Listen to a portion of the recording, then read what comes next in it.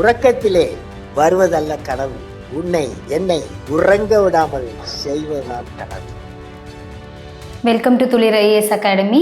நம்ம இந்த பாலிட்டி சீரீஸில் பார்த்தீங்கன்னா குரூப் 1, 2 ஆல் 4 அதுக்கான பாலிட்டி கிளாஸஸ் பார்த்துக்கிட்டு இருக்கோம். ஸோ இதுக்கு முன்னாடி நம்ம making of the constitution, salient features, இந்த டாபிக்ஸ்லாம் ஆல்ரெடி கவர் பண்ணிட்டோம். கிளாஸ் பார்க்காதவங்க இதுக்கு முன்னாடி கிளாஸஸை பார்த்துக்கோங்க.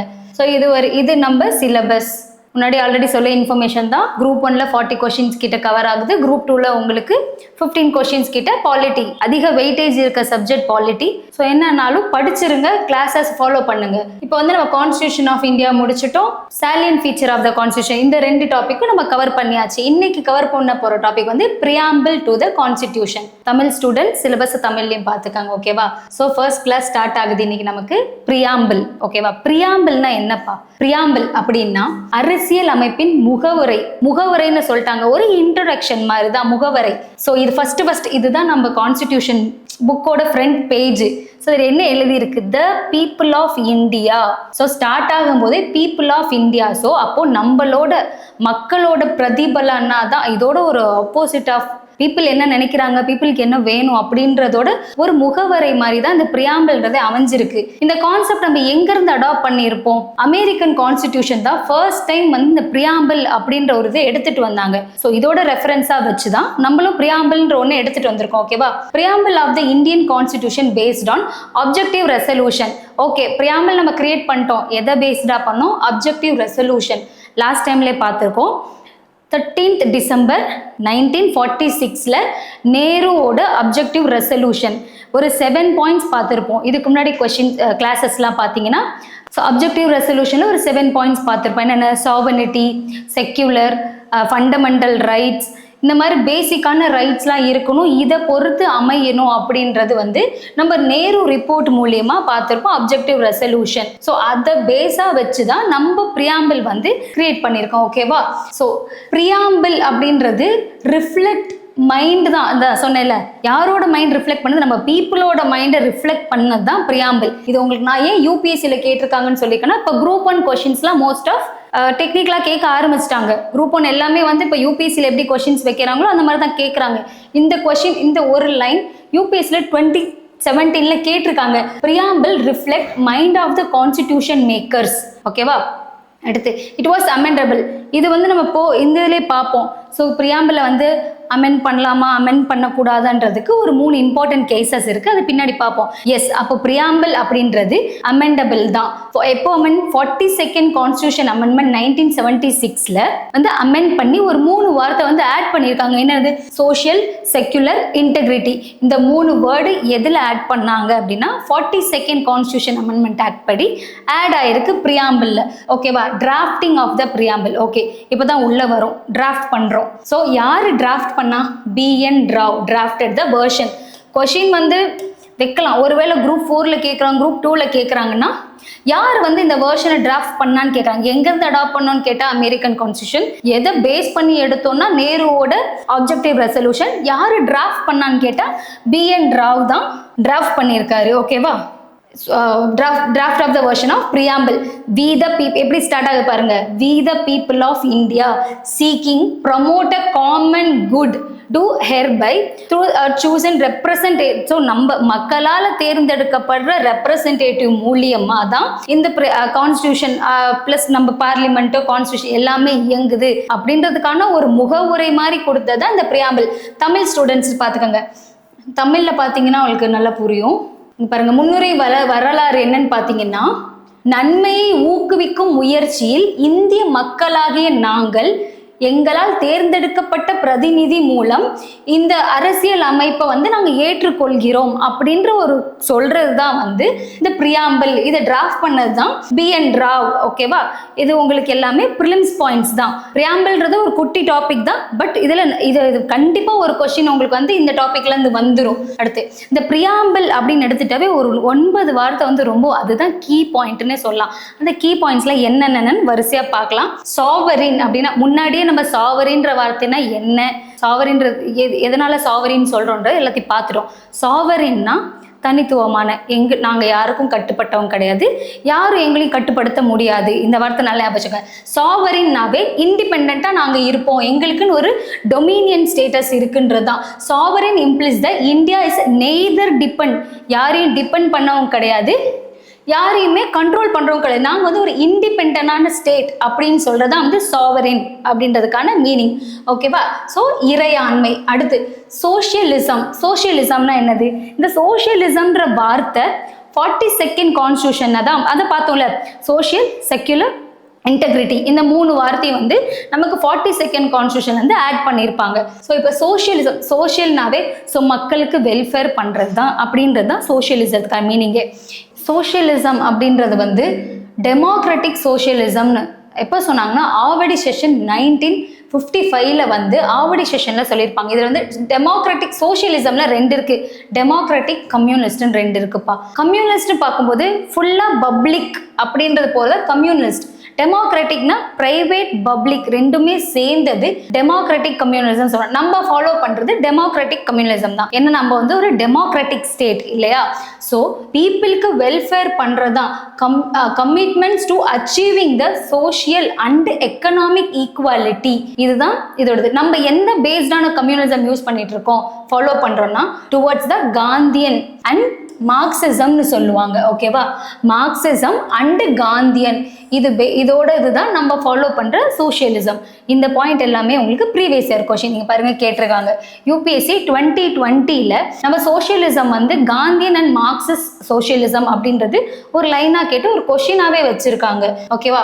ஸோ சோஷியலிசம்னா என்னன்னு தெரிஞ்சிருச்சு. ஸோ மக்களுக்காக பப்ளிக் அண்ட் பிரைவேட் 2 பேத்துக்காக பண்றதா சோஷியலி அண்ட் எக்கனாமிக்கலி ஈக்குவாலிட்டியா இருக்கிறதா சோஷியலிசம். செக்யூலரிசம்னா என்ன? செக்யூலர் வேர்ட்லேயே தெரியும். செக்யூலரிசம்னாவே மதச்சார்பின்மை. ஸோ யாருக்கு என்ன ரிலீஜன் வேணுமோ அதை நம்ம ஃபாலோ பண்ணிக்கலாம். யாருமே வந்து நீ இதை தான் ஃபாலோ பண்ணும், இந்த இதை தான் நீ ஃபாலோ பண்ணக்கூடாதுன்னு யாராலுமே சொல்ல முடியாது. ஓகேவா? ஸோ செக்யூலர்ன்ற வேர்டுமே 42nd கான்ஸ்டியூஷன் அமெண்ட்மெண்ட் ஆக்ட்ல தான் நமக்கு ஆட் பண்ணியிருக்காங்க. It ensure the all religion R treated with equal. இங்கே வந்து எல்லா ரிலீஜனுமே ஒரே மாதிரி தான் ட்ரீட் பண்ணுவாங்க. யாருக்கு என்ன ரிலீஜன் வேணுமோ அவங்க யார் வேணா எதை வேணா ஃபாலோ பண்ணிக்கலாம் அப்படின்றது தான் செக்யூலர் அப்படின்றதுக்கான மீனிங். ஓகேவா? அடுத்து டெமோக்ராட்டிக் பார்த்தோமே. டெமோக்ராட்டிக் அப்படின்னாவே சேம் டெமோக்ராட்டிக் அண்ட் ரிபப்ளிக். நமக்கு தேவையான லீடரை நம்மளே ஓட் பண்ணி நம்ம அவங்களை எலெக்ட் பண்றதுக்கு பேர் தான் democratic. Democratic republic understand the principle of government by the people, for the people, of the people. So அதே தான் ஸ்டார்டிங் ஒரு தடவை சொல்லிக்கோ தெரியுமா? மக்களால், மக்களுக்காக, மக்களை தேர்ந்தெடுக்கும் ஆட்சி மக்களாட்சி. அதை தான் டெமோக்ராட்டிக். ஸோ நமக்கு வந்து ஃப்ரீ அண்ட் ஃபேர் எலெக்ஷன்ஸ் வச்சு சிட்டிசன் பார்ட்டிசிபேட் பண்ணி நமக்கான தலைவரை நம்ம தேர்ந்தெடுக்கிறோம். அந்த ப்ராசஸ் பேர் தான் டெமோக்ராட்டிக். குடியரசாக வகைப்படுத்தப்படுவது, மக்களால் குடியரசு வந்து நிர்ணயிக்கப்படுறது தான் வந்து டெமோக்ராட்டிக். இப்போ டெமோக்ராட்டிக்ல வந்து 2 டைப் இருக்கு. நம்ம டைரக்டாவும் எலெக்ட் பண்றோம், இன்டைரக்டாவும் எலெக்ட் பண்றோம். லாஸ்ட் டைம் பார்த்தோம் பாத்தீங்களா? பிரசிடென்ட் வந்து எப்படி சிங்கிள் டிரான்ஸ்ஃபரபிள் ஓட் அப்படின்ற ஓட் மூலமா எலெக்ட் பண்றோம்னு பார்த்தோம். எப்படி இன்டைரக்டா நம்ம ஒரு பிரதிநிதிகளை தேர்ந்தெடுத்து லோக்சபா, ராஜ்யசபான்ற ஹவுஸ்குள்ள விடுவோம். அந்த பிரதிநிதிகள் வந்து நமக்கான தலைவர்களை தேர்ந்தெடுக்கிறாங்க இன்டைரக்டா. நம்ம டைரக்டா நமக்கான பிரதிநிதியை தேர்ந்தெடுக்கிறோம். ஓகேவா? இப்போ டைரக்ட் டெமோக்ரஸின்னு பாத்தீங்கன்னா இது பாருங்க, இந்த டைரக்ட் டெமோக்ரஸின்ற வார்த்தை சுவிட்சர்லாந்து அங்கிருந்து தான் வந்து டிரைவ் பண்ணியிருக்கோம். இந்த மாதிரி சின்ன சின்ன பாயிண்ட்ஸ்லாம் தான் முக்கியம், அதெல்லாம் ஞாபகம் வச்சுக்கோங்க. இதுல ஒரு 4 பாயிண்ட் இருக்கு. Referendum, recall, initiative, plebiscite. இப்படின்னா என்ன? தமிழ்ல பாருங்க, ஈஸியா புரியும் உங்களுக்கு. ரெஃபரண்டம் அப்படின்னா நேரடி ஜனநாயகம். ஸோ மக்கள் நேரடியாக அவங்களோட அதிகாரத்தை பயன்படுத்தி ஒரு அமைப்பை அமைச்சுக்கிறது அப்படின்றத ரெஃபரண்டம். ஓகே, நாங்கள் டைரக்டாக ஓட் பண்ணி எங்களுக்கானதை நாங்கள் தேர்ந்தெடுக்கோம். proposed the legislation to refer the electorate for the settlement by the direct vote. டைரக்டா ஓட் பண்ணி மக்கள் தேர்ந்தெடுக்கிற பேர் தான் ரெஃபரண்டம். ரீகால், ஸோ பேர்ல ஞாபகம், எல்லாமே ஒரு நேம் வச்சு தான் ஞாபகம் வச்சுக்கணும். ரீகால் அப்படின்னா ஓகே, இப்போ நம்ம ஒருத்தங்க வந்து முடிவு பண்ணிட்டோம், இவங்க தான் தலைவர்னு தேர்ந்தெடுக்கோம். பட் அவங்களுக்கான வேலையை சரியா செய்யலை அப்படின்னா அவங்கள ரிமூவ் பண்றதுக்கான இதுவுமே நம்ம கிட்ட இருக்குது. voters can remove the representative. So recall பண்ணலாம். ஒருவேளை நம்ம ஹெட் தேர்ந்தெடுத்துட்டோம், பட் அவங்களான ப்ராப்பரான ஒர்க்கை டிஸ்சார்ஜ் பண்ணல, அவங்க மக்களுக்கான சேவை பண்ண ஃபெயில் ஆயிட்டாங்க அப்படின்ற பட்சத்தில் அவங்கள நம்ம ரிமூவ் பண்றதுக்கான பவரும் இருக்கு. இனிஷியேட்டிவ்னா இனிஷியேட்டிவ் இப்போ சொல்லுவோம்ல, நீங்க ஒருவேளை ப்ராப்பரா அந்த வேலையை பண்ணா நான் வேற இனிஷியேட்டிவ் எடுக்க வேண்டியதா இருக்கும். அதான் அப்ப இனிஷியேட்டிவ்ன்ற வார்த்தை people can propose the bill to legislature for the enactment. ஏதாவது ஒரு ஸ்டெப் எடுக்கிறதுக்காக பீப்புளால் இனிஷியேட்டிவ் எடுத்து அவங்கள சேஞ்ச் பண்ண முடியும். ஓகேவா? plebiscite அப்படின்னா obtaining the opinion. எஸ், இப்போ ஏதோ ஒன்று பண்ண போறோம், ஏதாவது பண்றோம் அப்படின்னா பப்ளிக் கிட்ட ஒப்பீனியன் கேட்கறதுக்கு பேர் தான் plebiscite. இந்த 4 வேர்டு நல்லா ஞாபகம் வச்சுக்கோங்க. மேபி நமக்கு மெயின்ஸ்லயும் யூஸ் ஆகலாம், ப்ரிலிம்ஸ்லயும் கேட்கலாம். ரெஃபரண்டம்னா என்ன, இனிஷியேட்டிவ்னா என்ன, plebisciteனா என்ன, இது எல்லாமே வந்து டெமோக்ரஸி அப்படின்றது. ஸோ டைரக்ட் எலெக்ஷனுக்கான ப்ராசஸ், இந்த 4 ப்ராசஸ்ல தான் நம்ம எலெக்ஷன் நடக்குது. ஓகேவா? அடுத்து ரிபப்ளிக். எஸ், ரிபப்ளிக்னா head of the state always elected directly or indirectly for certain period. Fixed period இருக்கு. இப்போ நம்ம பிரசிடென்ட் இருக்காங்க, இல்லை நம்ம ஹவுஸ் இருக்கு, எல்லாமே வந்து ஃபிக்ஸ்டு பீரியட் 5 இயர்ஸ்க்கு ஒன்ஸ் வந்து நம்ம கவர்மெண்ட் சேஞ்ச் ஆகிட்டே இருக்குல்ல. இப்போ பிரசிடென்ட்டோட டேர்ம் இருக்கும். ஸோ அவரோட டேர்ம் 5 இயர்ஸ் அப்படின்னா ஃபிக்ஸ்டு பீரியட்ல தான் அவங்க நம்ம எலெக்ட் பண்றோம். அதுதான் வந்து ரிபப்ளிக் அப்படின்றதுக்கான மீனிங். ஓகேவா? So India as an elected head is called president. Yes, நம்மளோட ஹெட் யாரு? பிரசிடென்ட் தான். Is elected indirectly for fixed period. Indirect method single transferable vote. நம்ம லாஸ்ட் கிளாஸ்ல சிங்கிள் டிரான்ஸ்ஃபரபிள் ஓட்னா என்னது, அது எப்படி தேர்ந்தெடுப்பாங்கன்ற ஃபுல் டீட்டெயிலாக நம்ம பார்த்துருக்கோம். ஸோ அந்த கிளாஸை ஒரு தடவை பார்த்துக்கங்க. யாருக்காவது புரியல, எப்படி இன்டைரக்ட் எலெக்ஷனா எப்படின்னு தெரியலன்னா, ஓகேவா? ஜஸ்டிஸ் பேர்லே இருக்கு, நீதி. ஸோ பொதுவா நீதின்றது ஆர்டிகல் 14 படி every one equal before the லான்னு சொல்றோம்ல. அப்படின்னா என்ன அர்த்தம்? யாரு தப்பு பண்ணாலுமே அவங்களுக்கு தண்டனை கிடைக்கும் அப்படின்னு தான் அர்த்தம். அதுதான் ஜஸ்டிஸ்.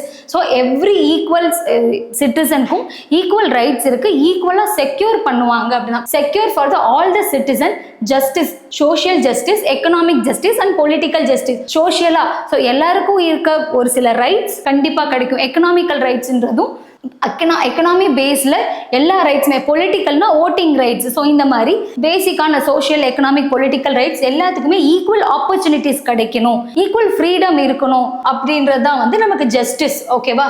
இங்க பாருங்க, to protection of the rights and interest of the all individuals. ஓகேவா? So fundamental rights provide the political justice where fundamental ரைட்ஸ்ன்றது நமக்கான பேசிக் ரைட்ஸ் இருக்கு. அதுதான் வந்து பொலிட்டிக்கல் ரைட்ஸ் கீழே பேசுறாங்க. டிபிஎஸ்பி அப்படின்னு ஒன்று இருக்கு, policy aim to achieve the social economic justice. So அதான் ஃபார் எக்ஸாம்பிள் பார்த்தீங்கன்னா ஆர்டிகல் 44 டிபிஎஸ்பி கீழே யூனிஃபார்ம் சிவில் கோடுன்னு ஒன்று இருக்கும். ஸோ அது இன்னும் எடுத்துட்டு வரல, யூனிஃபார்ம் சிவில் கோடு வந்து இல்லை. பட் ஆனால் எங்க டிபிஎஸ்பியில் வச்சிருக்கோம், அது நம்ம ஃபியூச்சர்ல எடுத்துட்டு வருவோம். அதுதான் வந்து சோஷியல் எக்கனாமிக் ஜஸ்டிஸ் எல்லாருக்கும் கிடைக்கணும் அப்படின்றதுக்காக ஒரு சில ப்ரொவிஷன்ஸ்லாம் நம்ம வச்சிருக்கோம். ஸோ ஃபியூச்சர்ல தேவைப்படும் பொழுது நம்ம அதெல்லாம் அமல்படுத்திட்டே வருவோம். ஓகேவா? அடுத்து லிபர்ட்டி. லிபர்ட்டினா என்ன? ஃப்ரீடம். ஸோ ஒரு பர்சனுக்கான ஃப்ரீடம். ஸோ என்ன வேணும்? எக்ஸ்பிரஷன், அவங்களோட எக்ஸ்பிரஷன், பிலீஃப், அவங்களோட நம்பிக்கை, இல்லை அவங்க என்ன ஃபாலோ பண்ணணும், அவங்க என்ன வேலை பண்ணணும், எல்லாத்துக்குமே வந்து சுதந்திரம் இருக்கு. ஒருத்தர் ஒரு வேலையை செய்யறதுக்கு யாருக்கும் பயப்படணும்னு அவசியம் கிடையாது, சுதந்திரமா பண்ணலாம் அப்படின்றத வந்து liberty. So preamble guarantee the liberty of thought, expression, belief and worship to the all the citizen. இதுவுமே உங்களுக்கு யூபிஎஸ்சியில் ஒரு கொஸ்டினா கேட்டிருக்காங்க 2017. ஓகேவா?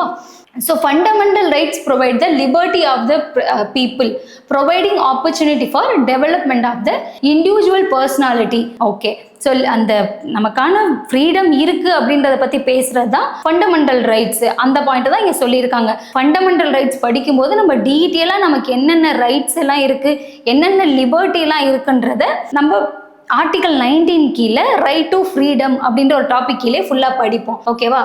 குடிமக்களுக்கான சிந்தனை, வெளிப்பாடு, நம்பிக்கை மற்றும் வழிபாட்டு சுதந்திரத்தை வந்து உத்தரவாதம் கொடுக்குது இந்த லிபர்ட்டின்ற வேர்டு பிரியாம்பிள் மூலியமா அப்படின்னு சொல்றாங்க. ஓகேவா? அடுத்து ஈக்குவாலிட்டி. எல்லாருமே சமமானவங்க தான், யாருமே வந்து மேலேயும் கிடையாது கீழேயும் கிடையாது. Every one equal before law அப்படின்னு சொல்றது தான் equality. So preamble assure the equal status opportunity to the all the citizen. Article 14 படி everyone equal before the law அப்படின்றதான் இதுக்கான மீனிங். ஓகே, இப்போ எல்லாரும் சமம்னு பார்த்தாச்சு. எல்லாருமே சகோதரத்துவமாகவும் வாழ்வோம். இந்த நாட்டில் வாழ்கிற எல்லாருக்குமே எல்லா லிபர்ட்டி இருக்குது, எல்லா சுதந்திரமும் இருக்குது, எல்லாருமே ஒரே மாதிரி தான் ஈக்குவலாக தான் ட்ரீட் பண்ணுவோம், அதே மாதிரி அண்ணன் தம்பி மாதிரி தான் பழகுவோம் அப்படின்ற மாதிரி தான் இது சொல்கிறாங்க. Assure the two things, dignity of the individual and unity integrity of the nation. Word integrity has been ஸ்டார்டிங்லேயே பார்த்தோம்னா 42nd கான்ஸ்டியூஷன் அமெண்ட்மெண்ட் ஆக்ட்ல 3 வார்த்தை ஆட் பண்ணியிருப்பாங்க. சோஷியல், செக்யுலர் அண்ட் இன்டெகிரிட்டின்ற 3 வேர்ட் ஆட் பண்ணியிருப்பாங்க.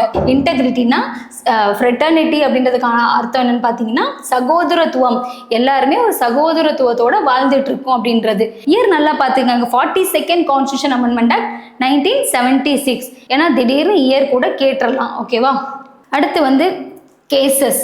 மெயினாக பார்த்தீங்கன்னா இப்போ ஒரு 4 மெயினான 4 டாபிக் தான் இப்போ நம்ம கவர் பண்ணுவோம். இதில் ப்ரியாம்பிள் அப்படின்ட்டு வந்துட்டாவே அந்த 9 கீ பாயிண்ட்ஸ் தெரிஞ்சிருக்கணும். ப்ளஸ் அமெண்டபிள், அதுக்கப்புறம் கேசஸ், ஒரு 3 கேஸ் பற்றி பார்ப்போம். அதுக்கப்புறம் ஒரு சில கீ பாயிண்ட்ஸ், என்னென்ன கீ பாயிண்ட்ஸ், இந்த 4 பாயிண்ட்டுக்கான தெரிஞ்சிட்டாவே நமக்கு ப்ரியாம்பிள் ஓவர். ஓகேவா, கேசஸ் என்னென்ன கேசஸ் மூலியமாக வந்துச்சு, எப்படிலாம் இருந்துச்சு. ஃபஸ்ட்டு ப்ரியாம்பிள் அப்படின்றது பார்ட் ஆஃப் தி கான்ஸ்டிடியூஷனா அப்படின்றதே ஒரு பெரிய ஒரு கேசஸாக போயிட்டு இருந்துச்சு. அதுவே ஒரு டவுட்டாக போயிட்டு இருந்துச்சு. இந்த பெருபா யூனியன் கேஸ் என்னன்னு பார்த்தீங்கன்னா 1947 இண்டிபெண்டன்ட்க்கு அப்புறம் இந்தியா பாகிஸ்தான் 2ஆக பிரிஞ்சிருப்போமா. அப்போது பங்களாதேஷில் ஈஸ்ட் பங்களாதேஷ், வெஸ்ட் பங்களாதேஷ்னு 2 பார்ட்டாக பிரியும். அந்த இடத்துல பெருபாய் அப்படின்ற ஒரு பிளேஸ் இருந்திருக்கும். அந்த பிளேஸ் டெரிட்டரியை நம்ம ஷிஃப்ட் பண்ணி கொடுக்கும் பொழுது நடந்த பிரச்சனையை பற்றி பேசுறது தான் இந்த பெருபா யூனியன் கேஸ். ஸோ இதில் நேரு நூன் பேக்ட் அப்படின்னு ஒரு பேக்ட் மூலியமா தான் இந்த பெருபாய் அப்படின்ற பிளேஸை நம்ம பாகிஸ்தானுக்கு கொடுத்துருப்போம். பட் டைரக்டா பார்த்தீங்கன்னா ஆர்டிகல் 1 படி நம்ம இந்தியாவோட டெரிட்டரியை இன்னொருத்தவங்களுக்கு கொடுக்குறோம் அப்படின்னா கான்ஸ்டியூஷன் அமெண்ட்மெண்ட் பண்ணணுமா பண்ணக்கூடாதா அப்படின்ற நிறைய கொஸ்டின்ஸ் மார்க் இருந்துச்சு. ஓகேவா, இப்போ பொதுவாக நம்ம நம்ம ஓன் டெரிட்டரி இல்லை வேற ஃபாரின் டெரிட்டரியை இன்னொருத்தவங்களுக்கு கொடுக்குறோம் அப்படின்ற பட்சத்தில் ஆர்டிகல் 368 கான்ஸ்டியூஷன் அமெண்ட்மெண்ட் படி அமெண்ட்மெண்ட் பண்ணி தான் நம்ம இன்னொரு டெரிட்டரியை கொடுக்கணும் அப்படின்றது தான் நம்ம கான்ஸ்டியூஷன்ல இருக்கு. ஓகேவா, ஆர்டிகல் 1 and 3 இதில் மேஜர் ரோல் ப்ளே பண்ண. ஆர்டிகல் 3 என்னன்னு பார்த்தீங்கன்னா, இப்போ நம்ம ஸ்டேட் இப்போ ஏதோ ஒரு பிளேஸ் இருக்குது, அதில் நேம் சேஞ்ச் பண்ணலாம், இல்லை டெரிட்டரி எக்ஸ்டெண்ட் பண்ணலாம், இந்த வேலையெல்லாம் பண்ணலாம். பட் நம்ம டெரிட்டரியை வேற ஒருத்தவங்களுக்கு கொடுக்குறோம் அப்படின்ற பட்சத்தில் அது ஆர்டிகல் 3 கீழே பண்ண முடியாது. ஸோ ஆர்டிகல் 1 கீழே நம்மளோட ஃபாரின் டெரிட்டரியை இன்னொருத்தவங்களுக்கு எடுத்து கொடுக்கறது தான் அந்த ப்ராப்ளம் தான் இங்கே நடந்தது. ஸோ இந்தியா பாகிஸ்தானுக்கான பெருபாய் அப்படின்ற பிளேஸை இவங்களுக்கு கொடுக்கறதுக்கான ப்ராசஸ் நடந்தது தான் இந்த பெருபாய் யூனியன் கேஸ். அந்த டைமில் என்ன ஆகும்னா, ஓகே பிரியாம்பிள்னா சாவரின் தானே, நாங்கள் இண்டிபெண்டன்ட் கண்ட்ரி, நாங்கள் என்ன வேணால் பண்ணிக்கலாம், எங்களுக்கான ஒரு டெரிட்டரி கொடுக்கலாம்ல அப்படின்ட்டு ஒரு கேஸ் வரும். அந்த கேஸ் அப்போதான் என்ன சொல்லுவாங்க, இல்லை ஸோ பிரியாம்பிள்ன்றது உங்களுக்கு ஒரு முகவரை மாதிரி தான் தவிர அதுக்கும் இதுக்கும் எந்த இதுவும் கிடையாது. ஸோ பிரியாம்பிள் அப்படின்றது not a part of the constitution அப்படின்னு சொல்லி இந்த கேஸ்ல நமக்கு சொல்லி இருப்பாங்க. பட் லேட்டரா என்ன ஆகும், அடுத்த செகண்ட் கேஸ் 1916 பெருபா யூனியன் கேஸ்ல என்ன சொல்லிடுவாங்க, பிரியாம்பிள்ன்றது பார்ட் ஆஃப் தி கான்ஸ்டிடியூஷன் கிடையாதுன்னு சொல்லிடுவாங்க. நெக்ஸ்ட் கேசவநந்த பாரதி கேஸ் 1973 படி இவர் ஒரு கேரளா ஒரு மடம் இருக்கும். ஸோ அஸ் பர் கேரளா இந்த லேண்ட் ஆர்கனைசேஷன் ஆக்ட் படி என்ன இருக்கும்னா, நில சீர்திருத்தம் அந்த ஆக்ட் படி ஸோ இவ்வளோ லேண்ட் அக்யூர் பண்ணி வச்சிருக்காங்கன்னு சொல்லிட்டு கேரளா கவர்மெண்ட் அந்த லேண்ட் அக்யூர் பண்ணுவாங்க. அப்போ இவர் கேசவநந்த பாரதின்றவர் என்ன பண்ணுவார்னா, ஸோ ஆஸ் பர் ஆர்டிக்கல், இந்த 2 ஆர்டிக்கல் ஞாபகம் வச்சுக்கோங்க, ஆர்டிக்கல் 26 அண்டு ஆர்டிக்கல் 13 படி ஆர்டிகல் 26 என்னன்னா, ஒரு பொதுவான ஆளுங்க ரிலீஜியஸ் இன்ஸ்டிடியூஷன் ஃபாலோ பண்ணலாம், அதை அவங்க ப்ரமோட் பண்ணலாம் அப்படின்றது தான் ஆர்டிகல் 26 கீழே ரிலீஜியஸ் இன்ஸ்டிடியூஷன்ஸ் வச்சுக்கலாம் அப்படின்றது தான் ஆர்டிகல் 26 கீழே பார்க்குறோம். ஸோ அதுக்காக ஜட்ஜ் கோர்ட் கிட்ட போயிருப்பாங்க. கோர்ட் கிட்ட போயிட்டு ஸோ இதை இப்படி ஆக்கிரமிக்கிறாங்கன்னு சொல்லி ஒரு கேஸ் போட்டிருப்பாரு. கேஸ் போட்டப்போ தான் இந்த ரெண்டு எங்களோட ஃபண்டமெண்டல் ரைட்ஸ் வந்து அஃபெக்ட் ஆகுது அப்படின்னு கேஸ் போட்டிருப்பாரு. ஸோ அப்பதான் என்ன சொல்லுவாங்க, preamble is the part of the constitution தான். ஸோ பிரியாம்பிள்ல வந்து நீங்க பேசியிருக்கீங்கல்ல, ஆர்டிகல் 14 படி எவ்ரி ஒன் நீங்க வந்து லிபர்ட்டி இருக்கு, உங்களுக்கு ஃபெட்டர்னிட்டி இருக்கு, எல்லாமே பேசுறீங்க. அப்போ ஒரு ரிலீஜியஸ் இது வச்சுக்கிறதுமே அவங்களோட இது தானே, அவங்களோட ஓன் விஷ் தானே. ஸோ அது நீங்க எதுவும் பண்ண முடியாது. பிரியாம்பிள்ன்றது it's a part of the constitution அப்படின்னு சொல்லியிருப்பாங்க. இப்போ கேசவ் நந்த பாரதி கேஸ்ல பார்ட் ஆஃப் தி கான்ஸ்டிடியூஷன் சொல்லியிருப்பாங்க. Next LIC case 1995 supreme court again held. So LIC insurance company இருக்கும், அந்த இடத்துல ப்ராப்ளம் வந்தப்போ என்ன சொன்ன, preamble is the integral part of the constitution அப்படின்னு சொல்லியிருப்பாங்க. ஸோ இந்த 3 கேஸ்லயுமே உங்களுக்கு கேஸ் பிரீஃபா தெரியலனா கூட ப்ராப்ளம் கிடையாது. பட் எந்தெந்த கேஸ்ல என்னென்ன சொல்லியிருக்காங்க, ஃபர்ஸ்ட் பெருபாயில வந்து not a part of the constitution சொல்லியிருப்பாங்க. கேசவநந்த பாரதி கேஸ்ல வந்து it's a part of the constitution சொல்லியிருப்பாங்க. எல்ஐசி கேஸ்ல இட்ஸ் இன்டெகிரல். எஸ், பிரியாம்பிள்ன்றது ஒரு integral part of the constitution தான் அப்படின்னு சொல்லியிருக்கதா எல்ஐசி கேஸ். ஓகேவா? Status of the preamble. So like an other part, constitution preamble also enacted the constitution assembly, but rest of the constitution was enacted the independent. Okay, normal என்ன சொல்லுங்க, preamble அப்படின்றது neither a source of the power to the legislation nor a prohibition upon the power. So preamble அப்படின்றது உங்களுக்கு ஒரு source of பவர்லாம் கிடையாது, just ஒரு முகவரை மாதிரி கொடுத்தது தான்.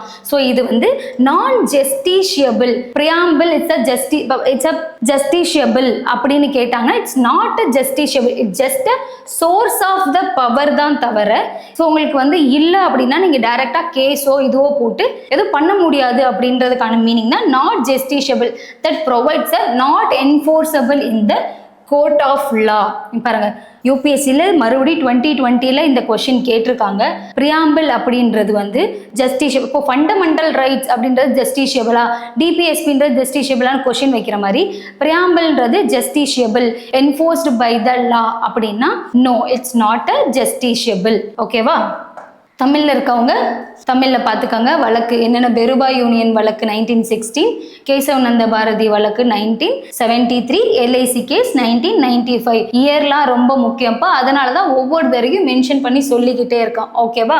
ஓகே, இது வரைக்கும் பிரியாம்பிள் அமெண்ட் ஆயிருக்கா, எத்தனை தடவை அமெண்ட் ஆயிருக்கு கொஷின் கேட்பாங்க. பிரியாம்பிள் இது வரைக்கும் அமெண்ட்மெண்ட் பண்ணதே இல்லைன்னு கொஷினில் வைப்பாங்க. பட் பிரியாம்பிள் ஒன்லி ஒன்ஸ் அதை பார்த்தோமே, ஒரே ஒரு தடவை அமெண்ட்மெண்ட் பண்ணியிருக்காங்க.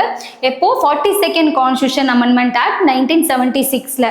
அப்போ அமெண்ட்மெண்ட் பண்ணும்பொழுது 3 வார்த்தையை ஆட் பண்ணாங்க, சோஷியல், செக்யுலர் அண்ட் இன்டெகிரிட்டி. இந்த 3 வார்த்தையும் அமெண்ட்மெண்ட் பண்ணி ஆட் பண்ணியிருக்காங்க. ஓகேவா? This amendment was based on recommended. யாரோட ரெக்கமெண்டேஷன் மூலியமா இந்த அமெண்ட்மெண்ட் வந்துருச்சுன்னு பார்த்தீங்கன்னா சர்தார் ஸ்வரன் சிங் கமிட்டி.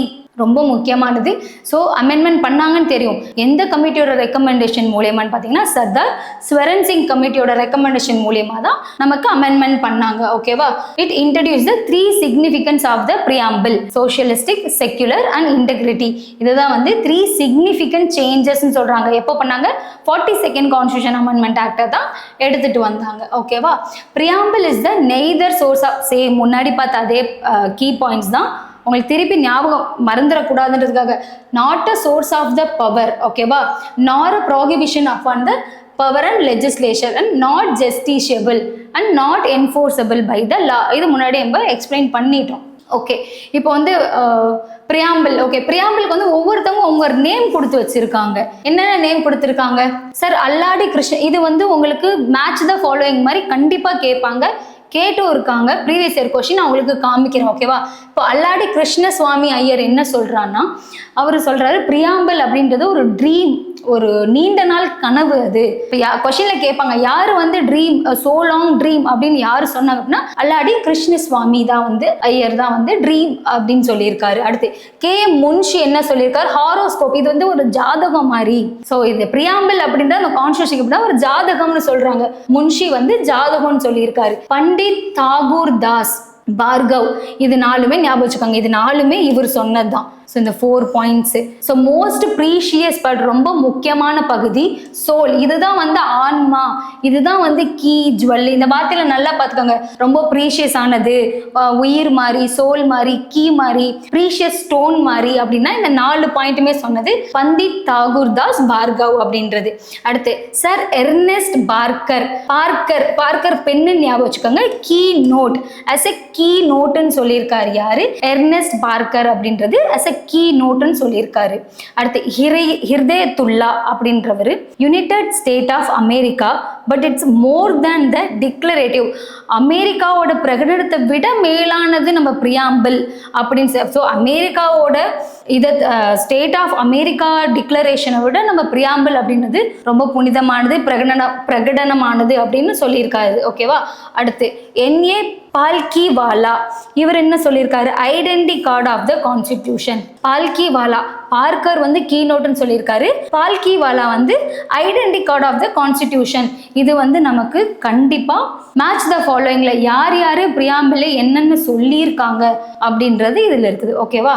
இது சும்மாப்பா இது வரைக்கும் நம்ம படிச்சதோட சின்ன கிளிம்ஸ் தான். இது உங்களுக்கு பிக்சர் சரியா தெரியலனா கூட நோ ப்ராப்ளம். இது என்ன இவ்வளோ நேரம் நம்ம என்ன பார்த்தோமோ அதோட கிளிம்ஸ் தான் இது. ஓகேவா? வாட் இஸ் பிரியாம்பிள் இருக்குது. பிரியாம்பிள்ன்றது ஒரு இன்ட்ரடக்ஷனரி பார்ட் மாதிரி. இது வந்து ஒரு எக்ஸ்பிளனேஷன் அண்ட் ஃபிலாசபி அப்படின்றத கொடுத்துருக்காங்க. And modified version of objective. Most of இதில் இருக்க அந்த 9 கீ பாயிண்ட்ஸுமே பார்த்தீங்கன்னா ஜவஹர்லால் நேரு என்ன ஆப்ஜெக்டிவ் ரெசல்யூஷனில் சொல்லியிருந்தாரோ அதை பற்றி தான் அதில் பேசியிருக்கோம். ஸோ இது வந்து ஒரு modified version of objective resolution அப்படின்ட்டாங்க. ஹிஸ்ட்ரின்னு பார்த்தீங்கன்னா ஸோ டிசம்பர் 13, 1946 ஸோ இன்ட்ரடியூஸ் பண்ணியிருக்கோம். அடாப்ட் பண்ணது 1947 அடாப்ட் பண்ணியிருக்கோம். இது ஃபோர்ஸ்க்கு வந்தது 1950. எங்கேருந்து இன்ஸ்பயர்ட் ஆயிருக்கோம்னு பார்த்தீங்கன்னா யூஎஸ் கான்ஸ்டிடியூஷன்லேருந்து நம்ம இன்ஸ்பயர்ட் ஆகிருக்கோம். இவ்வளோதான் ஹிஸ்டாரிக்கல் பேக்ரவுண்ட் எடுத்தாவே இவ்வளோதான். 1946 இன்ட்ரடியூஸ் பண்ணி 1947 அடாப்ட் பண்ணி அதுக்கப்புறம் வந்து ஃபோர்ஸ் வந்து 1915 வந்து இந்த 3 பாயிண்ட் தான். இந்த 3 இயர் ஞாபகம் வச்சுக்கோங்க. யூஎஸ்லேருந்து இன்ஸ்பயர்ட் பண்ணிட்டோம். அடுத்து வேற என்னது? இது வந்து பார்த்தீங்கன்னா யார் இந்த சேம் பாயிண்ட். பால்கிவாலா என்ன சொல்லியிருக்காரு? ஐடி கார்டுன்னு சொல்லியிருக்காரு. முன்ஷி என்ன சொல்லியிருக்காரு? ஜாதகம், ஹாரோஸ்கோபிக் சொல்லியிருக்காரு. அண்ட் பார்க்கர் அப்படின்றவர் கீ நோட் அப்படின்றத சொல்லியிருக்காரு. ஓகேவா? இந்த 3 இம்பார்ட்டண்டான பாயிண்ட்ன்றால இதில் வச்சிருக்கேன். அடுத்து சோர்சஸ் ஆஃப் பவர். எஸ், பிரியாம்பிள்னாவே சோர்சஸ் ஆஃப் பவர்னாவே நமக்கு பீப்புள் ஞாபகம் வந்துடும். அதனால தான் ஸ்டார்ட் பண்ணும்பொழுதே we the people of India solemnly having the liberty, equality, fraternity இந்த வேர்டெல்லாம் வருது உங்களுக்கு. ஓகேவா? அடுத்து கோர் பிரின்சிபல்னா அந்த 9 தான். சாவரின், செக்யூலர், டெமோக்ராட்டிக், ரிபப்ளிக், ஜஸ்டிஸ்னா social justice, economic justice and political ஜஸ்டிஸ்னு 3 justice. And liberty of thought, expression, liberty, equality and fraternity. இந்த 9 கீ வேர்ட்ஸுமே ஞாபகம் வச்சுக்காங்க. ஓகேவா? Amendable. Yes, amendable 42nd constitution amendment படி ஒரே ஒரு தடவை அமெண்ட்மெண்ட் பண்ணியிருக்காங்க. ஸோ பெருபா யூனியன் கேஸ் படி not a part of the constitution. Kesavananda Bharati case 1973 படி yes it's a part of the constitution.